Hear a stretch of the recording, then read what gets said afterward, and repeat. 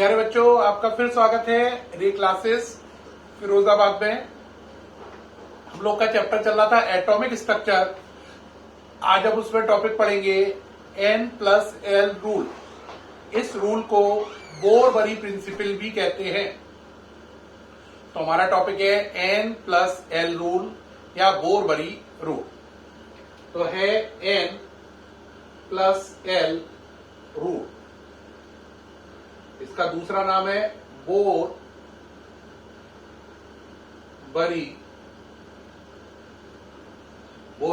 Principal.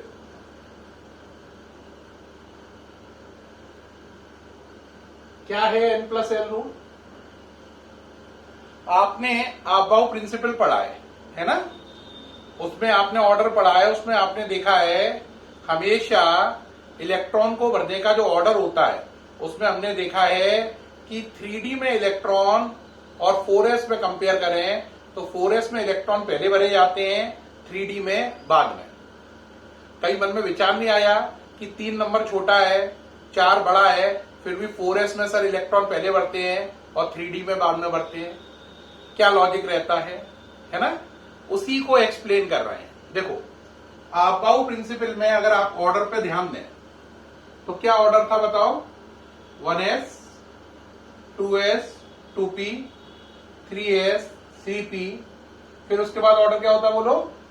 4s, 3d, 4p, फिर उसके बाद होता है 5s, 4d, 5p, 6s, 4f, 5d, 6p, 7s, 5f, 6d, 7p।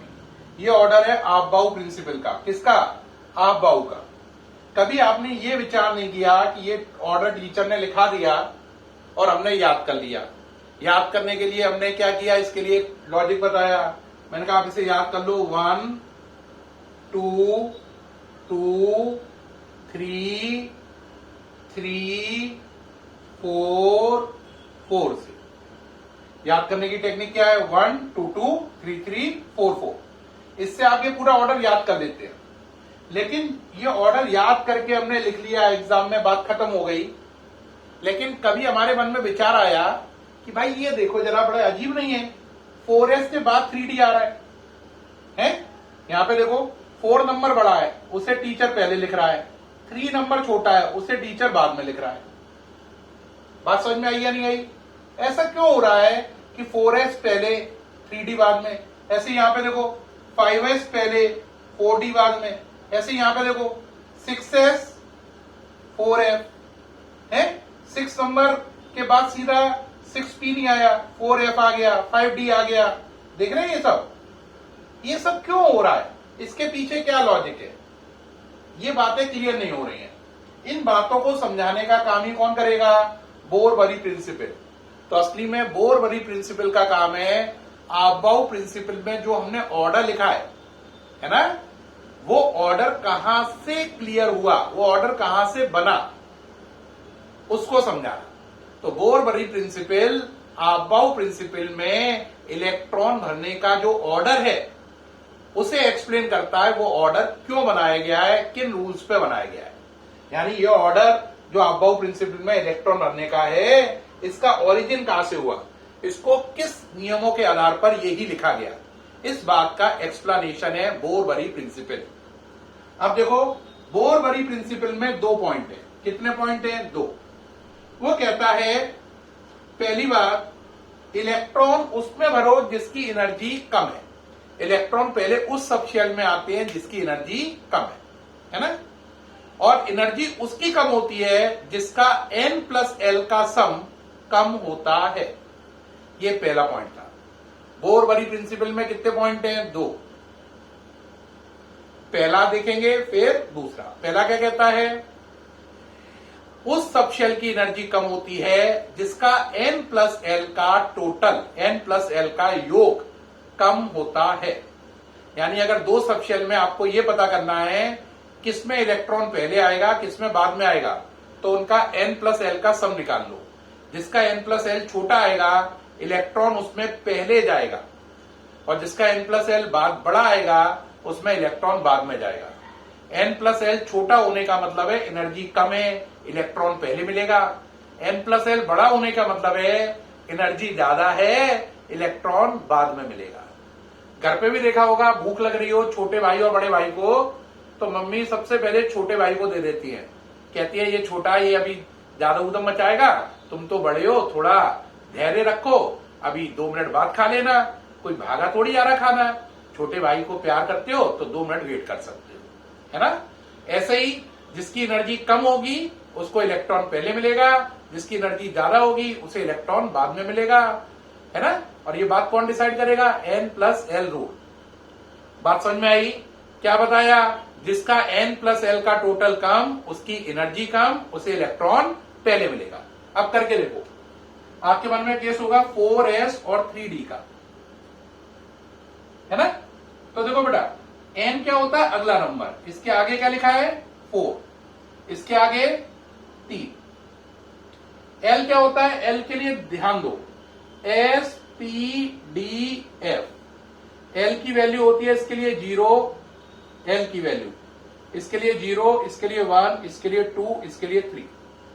s p d f, l की value 0, 1, 2, 3। सही। s के लिए l0, p के लिए 1, d के लिए 2 और f के लिए 3। अब चलो इस पे क्या लिखा है? s। तो l कितना हो गया बोलो? 0। n और l को जोड़ो, n+l करना है ना, तो 4 + 0 कितना हो गया? 4। अब इसमें आओ, बोलो इसमें क्या हुआ? बोलो n कितना है? 3, और d होने से l कितना हो गया? 2। n और l का टोटल करो, 3 + 2 कितना हो गया? 5। इसका n+l 5 है और इसका 4 है। बताओ पहले किस में इलेक्ट्रॉन आएगा? आंसर उसमें आएगा जिसका n+l कम होगा। तो पहले इलेक्ट्रॉन 4s में आता है, फिर 3d में आता है। समझ में आई या नहीं आई कि 4s के बाद 3d क्यों आता है? इस बात से समझ में आ गया ना, है ना, क्योंकि 4s का n+l छोटा है और 3d का n+l बड़ा है। ऐसी आपने एक देखी होगी जगह 6s और 4f, है ना। अब यहां पे जरा सोचो, n कितना? 6, l कितना? 0, n+l 0 + 6, 6। n कितना? 4, l कितना? 3। तो n+l कितना हो गया बोलो? 4 + 3 कितना हो गया? 7। क्या सीखे? इसका n+l छोटा है, इसका n+l बड़ा है, इसीलिए पहले इलेक्ट्रॉन 6s में आता है, उसके बाद 4f में आता है। हमें देखने में लगता है क्या बेईमानी कर रहे हैं, 6 के बाद 4 आ रहा है, जबकि आप अकल से सोचें वो 6 नहीं है, 6s है। 6s का n+l 6 है, जबकि 4f का n+l 7 है। तो पहले इलेक्ट्रॉन 6s में आएगा, फिर 4f में आएगा। पूरी बात क्लियर हुई? तो ये पहला रूल हो गया। तो पहला रूल क्या है? जिसका n+l छोटा होगा, इलेक्ट्रॉन पहले उसे मिलेगा। तो फर्स्ट रूल क्या है ना, the subshell having low value of n+l is firstly filled। वो सबशेल जिसका n+l छोटा होता है उसे पहले भरते हैं, है ना। इसका एग्जाम्पल अभी हमने दिया आपको 6s और 4f वाला, और एक दिया 3d और 4s वाला। अब दूसरा रूल ये कहता है अगर n+l बराबर हो, क्या बराबर हो? n+l, तो इलेक्ट्रॉन पहले उसे देंगे जिसका n छोटा हो। अगर n+l का सम बराबर आ रहा है तो इलेक्ट्रॉन पहले उसे दो जिसका n छोटा है। तो देखो अगला पॉइंट, इफ टू सबशेल, बोलो क्या? If two subshell having same value of n+l, then subshell having low value low value of N, low value of क्या N is firstly filled, low value of N is firstly filled. आप कहोगे sir इसका example कौन सा है? इसके example को समझाने के लिए मैं ये पहला वाला पॉइंट मिटा रहा हूं जिससे आप इसका एग्जाम्पल समझ पाए। देख रहे हैं? देखिए, जगह बना ली, क्योंकि नीचे लिखूंगा नजर नहीं आएगा, इसलिए यहां पे जगह क्रिएट करिए। एग्जाम्पल देखें इसका। आप पे एक चीज है 4s और एक है 3p। करिए, n कितना 4, l कितना 0, n प्लस l 4, इसका n 3 और p होने से l 1, n प्लस l 4, दोनों का n प्लस l क्या आया 4। तो मन में क्वेश्चन आएगा पहले इलेक्ट्रॉन सर 4s में आएगा या 3p में? तो ये रूल क्या कह रहा है? उसमें आएगा जिसका n छोटा है। तो इसका n 4 है और इसका n 3 है। छोटा कौन है? 3, इसीलिए पहले इलेक्ट्रॉन 3p में आएगा फिर 4s में आएगा। पहले 3p में आएगा फिर 4s में आएगा। अब आप कहोगे सर एक बार पूरा देख ले दीजिए, देखो सामने से हट गए, पूरा नजर आ रहा है।